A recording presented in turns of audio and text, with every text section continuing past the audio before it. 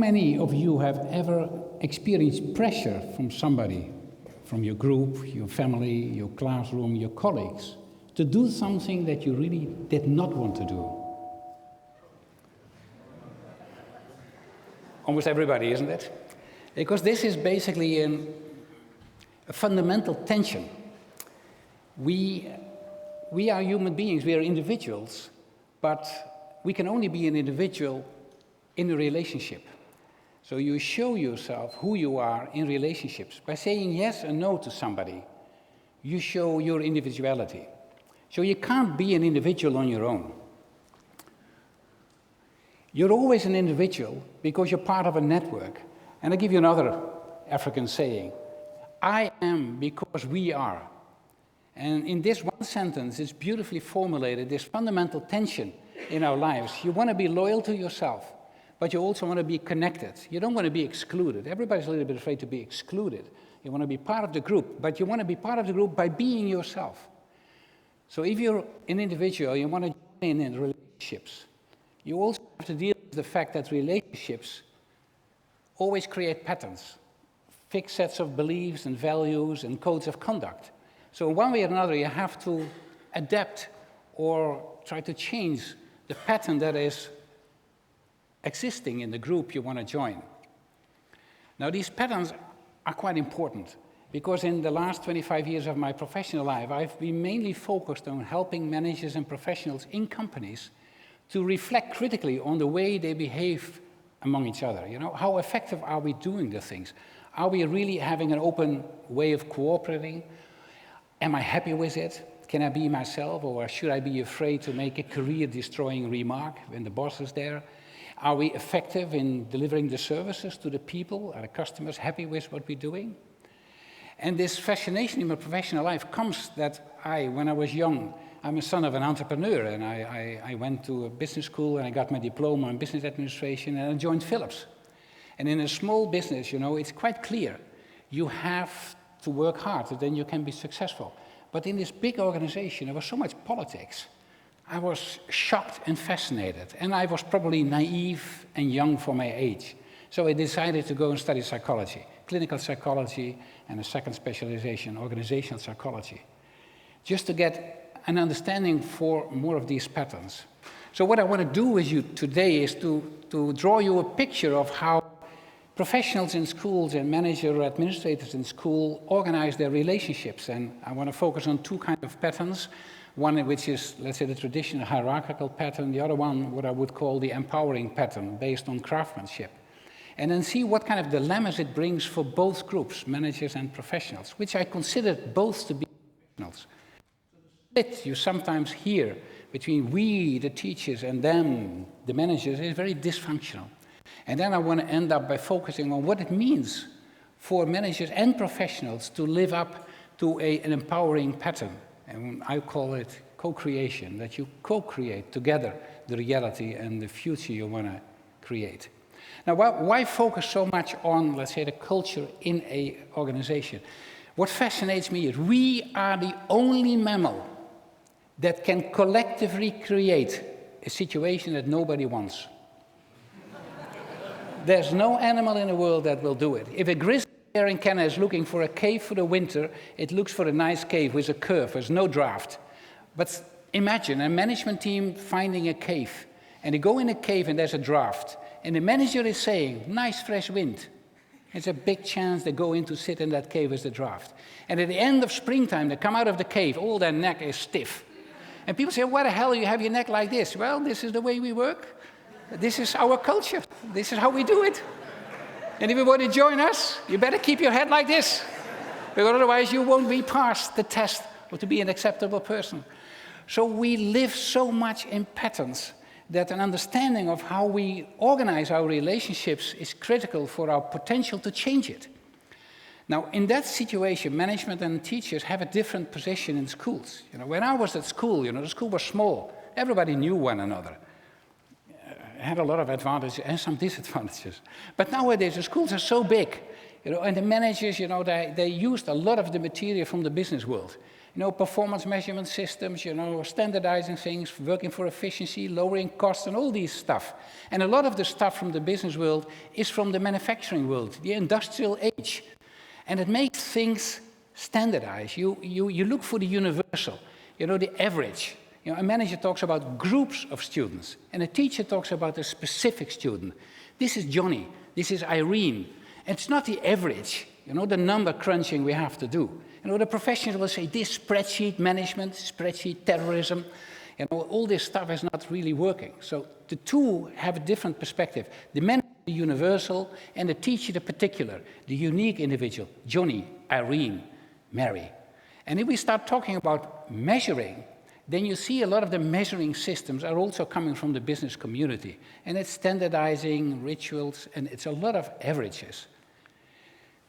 And then we want to measure the quality. But what we measure is what we can measure easily. And managers say, well, to measure is to know. But then the professionals say, but how can you measure objectively when I suddenly see something in the eyes of a student and I give them special attention? How can you use those objective measures to really measure the quality that makes the difference? And then we have a Dutch saying that everything that is valuable is fragile. So if somebody is saying, but to measure is to know, you should say, no. To measure is to choose. You could have chosen to measure something else. And those things which are critical for quality cannot always be measured. You have to experience it, and it means that management has to be engaged in the real work, the primary process. And that requires a different stance, which we'll talk about a little bit later. So quality is something you have to feel, to see, to be involved. It's not numbers behind the book. As soon as you manage a system without being in contact with the reality, the system breaks down. It doesn't work. Because you get two kinds of systems. Let's say the standard way in which we organize in a lot of businesses is still the hierarchical way. It's a little bit more soft these days, but still it's a variation of shut up and do what I tell you. The management knows more, they know well, they have all the reports, they have to do it, and then let's go. This is something, it's a disempowering pattern, because there's a lot of control and measurement of the progress of students, the performance of the teachers, the indications, you talk about all these things. But it's an outside-in situation, and it's output control. Now, teachers don't normally go into teaching because they want to make an awful lot of money. They want to make a difference. One way or another, they are inspired by a subject and they want to share that information. So teachers, on average, are craftsmen, and they have an intrinsic motivation to do things good. And in the interaction with all the students and the children, they want to make a difference. Everybody in the audience has a teacher that inspired him one way or another. I'm sure about it. In my case, it was my teacher of mathematics. He was really a guy I respected. I was also damn scared of him, but still, So teachers, they work from a philosophy of craftsmanship. And if you're a craftsman, as a manager, you need to create conditions to allow people to develop that craftsmanship. So the empowering pattern is one in which the starting point is craftsmanship, and you give trust to people. And if the professionals experience the trust, they will try to improve. And the more they do, the more easy you can be on your control systems. And in the end of the day, and the manager and the professional gain more influence. While in a hierarchical model, both in the end lose influence. So that's not a very good way to go. So I'd like to concentrate on the idea of the empowering network in which we take craftsmanship as a starting point and management creating conditions that craftsmanship can become good performance in the situation. But we still have to keep in mind that managers and professionals have different perspectives. The manager is responsible for the school as a whole. He has to deal with the government, the inspectors, the number crunching, and everything. So he's looking from the top to the bottom.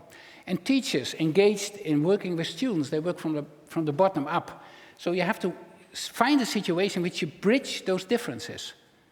And how are you going to do that? And what do we really need for that? And my claim is that managers and professionals, also managers are professionals. Also managers want to be a craftsman and do a good job. I met an awful lot of managers, And I didn't meet a lot of the bastards you read about in the newspapers. Most of them are hardworking people who just want to do a good job. So managers and professionals, both professionals, they have to work together. But they have different roles, different responsibilities. But they need each other to realize it and to bridge the differences between those two starting points. Now, what does a manager have to do? He's primarily responsible for creating a structure with a strategy. I don't want to go into strategy and vision, but you need to have an idea about what is this school, what do we want to do, what is the value added to the community. There needs to be a vision and a strategy. You need structures. You need to have clear responsibilities and decision-making power, because if that is lacking, you create uncertainty. And that's a very bad starting point for a good psychological climate. Clarity is quite important. And you need systems. You can delegate things, also to craftspeople, and trust them, but delegation always goes with monitoring the results and a discussion about it. It's never only delegation. It's always delegation and being responsible for what you really are doing. Now, one of the things is that for managers, and in the business community, this is certainly true, they love to talk about strategy and structure and systems. And one of the reasons is it allows them to be in kind of a fantasy that those systems and structures will take care of the right behavior of people. Because you assume that the system will influence the behavior, the structure will influence the behavior, the strategy will goad and guide the people. Something wrong with my sound? I hear it dropping out several times. Is that okay? Yeah. Okay. So you can be indirect. That means that in the business community, some managers, they stay in their offices, talking about the reality and managing the reality, arm's length, and they don't get engaged. I met managers that really had no clue about what the primary process was. Now, you have a manager from a meat factory, and then you make a manager of a hospital. Say basically the same business. Why not use your management skills to run a hospital? But to run a hospital, you have to know a hospital. To run a school, you have to know about education. So this indirect way of influencing behavior should be compensated, even if you create a good structure based on craftsmanship and empowerment, by a culture of what I call co-creation. One of the most fascinating things is that we have rules and regulations, but everybody, of course, always feels that he's not following, he doesn't fit the rule. He's special. Everybody is special. At my school they said, "Is this a good rule, André?" I said, "Yes, as long as it's not for me, because I'm unique. I don't need that rule." Everybody thinks about that, but we need rules, so we have to balance that. So the key thing is that if you have a rule and you have a special case, you have to interpret. Now, one thing is, and this is quite fundamental, in a professional organization like a school and a hospital, the professional should not be allowed to make that decision on his own. Because then as a patient or as a student, you are at, just depends on which kind of person I have in front of me. Is he strict or is he easygoing? So in a professional organization, discussions about the use of rules for specific situations should be done in consultation with one another. And the key thing is, every time you come up with one of those specific moments, you have to have a dialogue on those issues. Now you say, okay, that's obvious. Yeah, it's obvious. But research shows that it's not easy. Jan Knapp wrote a beautiful book about his experiences in the police force. And he said it's easy for the police to write what is good police work. We can do that. You have to spend a couple of weekends in a hotel, drink cappuccino, have a Prosecco before dinner, and then you come up with your vision statement. But that's a vision statement. It's difficult for a policeman, a street cop, to say to another street cop, "You gave somebody a ticket, it is raining, he went through red light, come on, there's nobody on the street. Is this good police work?" And then police professionals have difficulty doing that. They don't do it. They rather keep their mouth shut and say, "Well, okay, this is his way of doing it. I do it my way. I won't give him feedback. He won't give me feedback. Let's make our life nice." Because when there is panic, we have to trust each other. So we want to be part of the same group. So it's not normal that people challenge each other and can you do the thing? The same goes for managers. There is research showing that managers, when they're confronted with value-loading issues, are extremely sensitive to discuss this. They don't discuss it with other managers. Maybe one of their friends who agrees with them, but not with the management team. Because why would you talk about things like justice and fairness in a management meeting? Come on, it's about getting things done.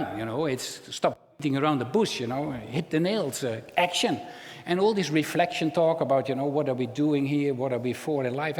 That's good for an appraisal interview, but not for the business. So they call it moral muteness. Managers don't discuss with one another the most difficult situations. And in a difficult situation, it's not okay that you use your private kind of ideas about what is good or bad. It should be more sophisticated. You should hear more perspectives, more issues. So crucial in an organization is that you have a climate of co-creation, because then you develop a professional practice. Only then. So my claim is you need healthy structures and systems based on craftsmanship, the desire of the professionals to do it really good, but you also need this culture. And that means the challenge for managers is to balance between those two things. It's not only creating the structures, but it's also creating the dialogue. And it means for managers getting involved, not sit behind your desk and run the school or the organization from your paperwork and your spreadsheets. It's getting involved in the difficult decisions every day, because the vision of a school is not what is written down on paper, collecting dust. The vision of the school, the values of the school, are reinforced every day in normal decisions people make with one another. And managers should get involved. That's the challenge for managers. What is the challenge for professionals, for the teachers? Their challenge is that you should stop thinking about management and teachers. Because part of your desire of autonomy, which most teachers strongly have, is, of course, I want to do it my way. But the constraints are, in my model, not anymore only from management, but are also from your colleagues in which you participate. It's the dialogue. So the constraint and the balancing act for the professional is that you have your desire for freedom, but at the same time you have your constraints resulting from the structure and the dialogue. And let me wrap up. That means that both groups need fundamentally a balance in moral courage. You have to take a stand as manager and as a professional. This is how I think that we should use the vision and values of the school in this particular situation. Yeah, but this is our policy. Yes, but let's use the policy and have a real good conversation about it. And you should have emotional maturity. That means get away from this blaming game. We are the good guys, the managers are the bad guys. Or the managers are talking about, well, we are the good guys who understand, but the teachers, they are not involved anymore. That's immature behavior. It's complaining. It doesn't solve problems, and you don't get something realized. The real issue is to take a stand, to balance between contradicting values, and to try to bridge the differences. That's the key challenge. It's going to the activities, and it means you need practical wisdom. The old Aristotle said, it's not about theory, it's about that you create practical wisdom in every case you make a decision. And then what is your value structure? What is your school? It's looking back at all the decisions you made and then say, this is the way we do it. Looking back at it from concrete things. So it's practical wisdom, requiring the fundamental competence to deal with the differences. Because a Muslim, a Catholic, a Buddhist will never agree on life after death. You don't need it if you want to build a bridge. So the crucial thing in life is not to agree, but to deal with the differences from an extremely, well thought in idea about we need each other. We need each other, we need to connect.